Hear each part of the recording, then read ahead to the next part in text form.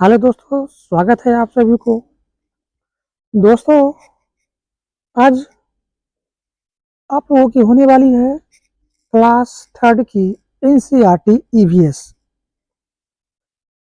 और यह जो चैप्टर है खाना अपना अपना, यहाँ से आपके एग्जाम में प्रश्न पूछा जाता है। सीटेट पेपर 1 जो कि कक्षा 1 to 5 के लिए शिक्षक बनने के लिए होती है, जिसमें आपका पेपर 1 में ईवीएस पर्यावरण अध्ययन से 30 नंबर का जो प्रश्न पूछा जाता है वह आपकी 3 क्लास की किताब से पूछी जाती है। Class third NCERT EVS, class fourth NCERT EVS और क्लास फिफ्थ एनसीईआरटी ईवीएस। इन 3 क्लास की एनसीईआरटी ईवीएस से आपका प्रश्न पूछा जाता है। तो हम आपके लिए लगातार एनसीईआरटी सीरीज की शुरुआत कर चुके हैं। आज जो हम आपको पढ़ा रहे हैं क्लास थर्ड की एनसीईआरटी है और हम उस चैप्टर को पढ़ा रहे हैं जहां से आपके एग्जाम में प्रश्न पूछा जाता है। आप प्रीवियस ईयर क्वेश्चन को जरूर पढ़िएगा, क्योंकि प्रीवियस ईयर क्वेश्चन ही आपके एग्जाम में आपको पास कराएगी। आपके प्रीवियस ईयर क्वेश्चन ही आपके एग्जाम के लिए, आपकी तैयारी के लिए महत्वपूर्ण साबित होगी। तो दोस्तों, चैनल पर नया है तो चैनल को जरूर सब्सक्राइब कर लीजिएगा। तो हम उस टॉपिक पर लेकर चलते हैं आपको जहां से आपके एग्जाम में प्रश्न पूछा जाता है। ये चैप्टर का नाम है खाना अपना अपना।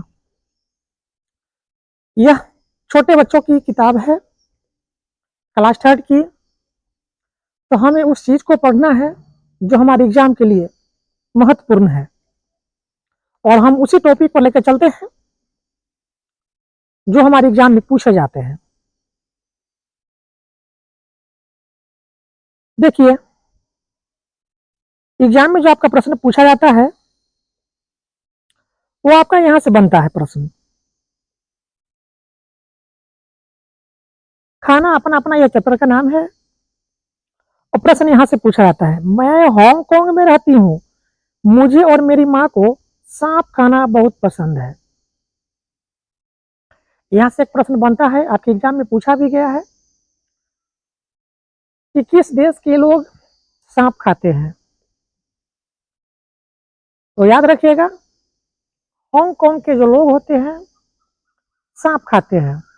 यह प्रश्न यहां से पूछा भी गया है, इसलिए मैं बार बार कहता हूं आप प्रीवियस ईयर क्वेश्चन को जरूर पढ़िए, क्योंकि प्रीवियस ईयर क्वेश्चन ही आपके एग्जाम के लिए महत्वपूर्ण होगी। तो किस देश के लोग सांप को खाते हैं? हांगकांग के लोग सांप को खाते हैं। तो यही लिखता है यहाँ पर, मैं हांगकांग में रहती हूँ, मुझे और मेरी माँ को सांप खाना बहुत पसंद है। यानी हांगकांग के जो लोग होते हैं उनको सांप खाना बहुत पसंद होते हैं। जब भी हमारी सांप खाने की इच्छा होती है तब हम पास के एक होटल में जाकर लिंगहू फेन खाते हैं। लिंगहू फेन क्या है? सांप के मांस से जो पकवान बनता है, सांप के मांस से जो पकवान बनता है उसको लिंगहू फेन कहते हैं। यानी लिंगहू फेन सांप के मांस से बनी एक पकवान होती है। सांप की मांस से बनी एक पकवान होती है जिसको लिंगहू फेन कहते हैं। प्रश्न पूछा भी गया था आपके एग्जाम में। सांप के मांस से बने पकवान यानी थाली को क्या कहते हैं? लिंगहू फेन कहते हैं। ठीक है, सांप के मांस से जो व्यंजन बनती है वह बनी हुई व्यंजन डिश यानी थाली को क्या कहते हैं? लिंगहू फेन कहते हैं। तो समझ गए लिंगहू फेन क्या है? यह सांप के मांस से बनाया जाने वाली एक पकवान है। ठीक, अगला, मैं कश्मीर में रहती हूँ, सरसों के तेल में बनी मछली मुझे बहुत पसंद है। एक बार हम गोवा गए थे, वहां हमने मछली खाई पर स्वाद बहुत ही अलग था। माँ ने कहा, अरे यह तो नारियल के तेल में बनी समुद्र की मछली है, स्वाद तो अलग होगा ही। यहाँ से भी आपके एग्जाम में प्रश्न पूछा गया था कि किस राज्य के लोग सरसों के तेल में बनी मछली को खाते हैं। यानी यहाँ पर आपको कथन दे दिया था और कहा गया था कि इन कथनों में कौन सा कथन सही है और कौन सा कथन सही नहीं है।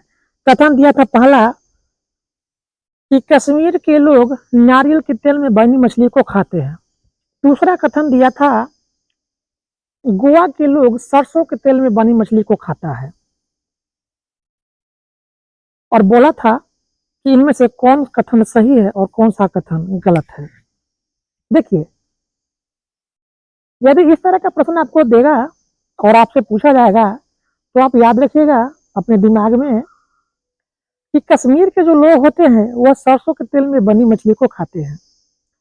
आप जानते हैं कि कश्मीर में ठंड गिरती है और सरसों के तेल औषधीय गुण के लिए लाभदायक होती है। यानी सरसों के तेल को सरसों के तेल में औषधीय गुण माना गया है। जब किसी को शरीर में बदन में दर्द होती है तो सरसों के तेल को गर्म करके तो मालिश किया जाता है। तो सरसों के तेल को औषधीय गुण माना गया है सरसों के तेल को। तो कश्मीर के जो लोग होते हैं वह सरसों के तेल में बनी मछली को खाते हैं, इस बात को आप याद रखिएगा। अब बात करते हैं गोवा के लोग को।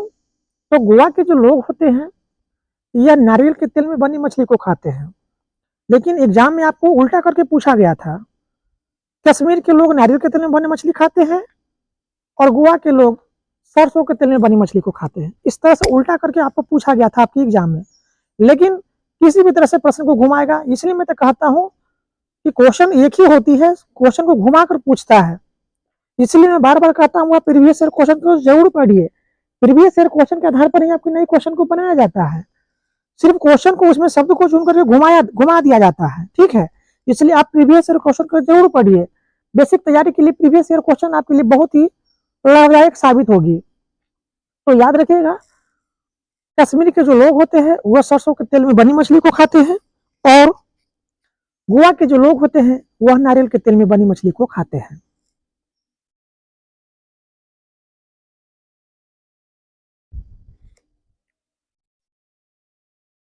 अगला है, मैं केरल में रहता हूं। देखिए, केरल के बात जब कहा जाए तो केरल में वहां केरल के जो लोग होते हैं तो केरल में जो है ना टैपियोका, जिसको हिंदी में कसावा कहते हैं, कहीं कहीं आपको कसावा लिखा हुआ दिखेगा। तो टैपियोका जो है आपका इंग्लिश शब्द है, जिसको हिंदी में क्या कहते हैं, कसावा कहते हैं। तो केरल के जो लोग होते हैं टैपियोका किसी भी करी के साथ टैपियोका खाते हैं। किसी भी करी में डली हुई टैपियोका कहाँ के लोग खाते हैं, केरल के लोग खाते हैं। इस बात को आप याद रखिएगा। तो मैं केरल में रहता हूँ, मुझे सबसे अच्छी दो चीजें लगती है। वे चीजें मेरे घर के आंगन में ही उगती है।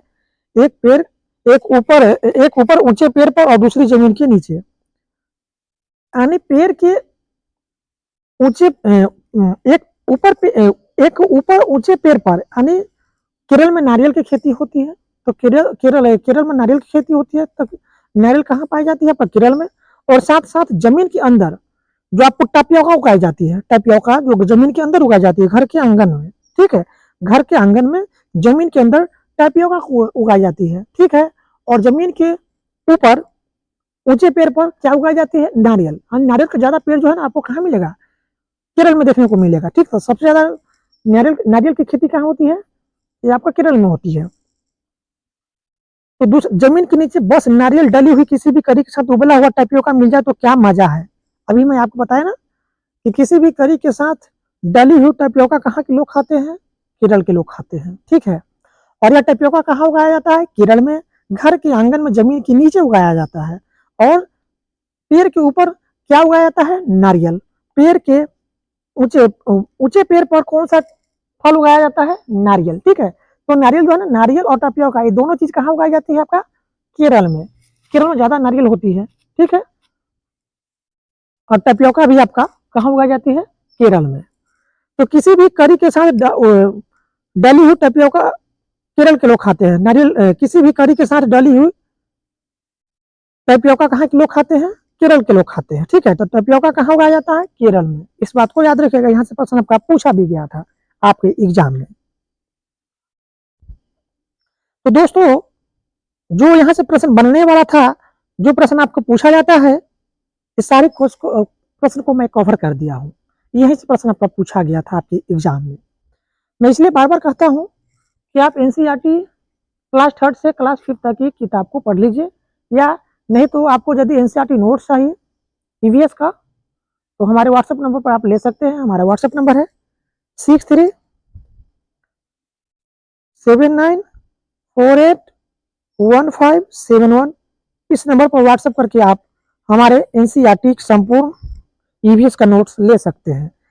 मेरा नंबर है 6379481571। इस नंबर पर व्हाट्सएप करके आप क्लास 3 से क्लास 5 तक की एनसीईआरटी संपूर्ण निचोड़ नोट्स ले सकते हैं, जो कि यह नोट से आपको सारे क्वेश्चन इसी नोट से आपको देखने को मिलेगा। इससे बाहर भी आपका कोई क्वेश्चन देखने को नहीं मिलेगा।